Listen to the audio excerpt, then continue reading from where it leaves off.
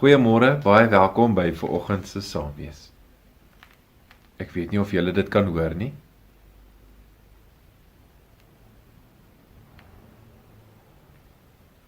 Dis doodstil. Stilte. Stilte is baie keer iets waarna ons smag. Maurits Zandel skryf op 'n stadium: wie nie na die stilte kan luister nie, weet nie wat hy verloor nie. Wie nie na stilte kan luister nie, weet nie wat hy verloor nie.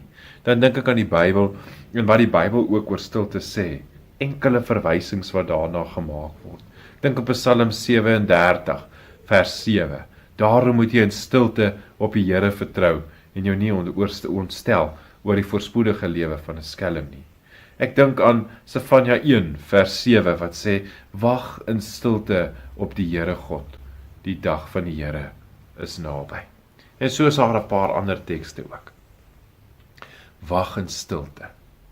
Mag jy in hierdie dag iewerste 'n kansie hê, 'n kans neem, 'n geleentheid sien om stil te word naby die Here.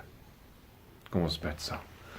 Here, ons Here, die lewe soos ons hom ken is geweldig gejaag, baie vinnig, vol lawaai. Mag U my bring by stilte. Mag ek U iewers vandag in stilte kom ontmoet. Mag ek in stilte op U vertrou. En mag ek in stilte voor U kom staan, omdat ek weet U dag is ook naby. Dankie Here, vir stil oomblikke, wanneer ek vir die geraas ook kan wegkruip en naby U kan wees. Amen. Mag jy 'n mooi geleentheid hê vandag om iewerste stil te word en die Here se nabyheid te beleef. Mooi bly.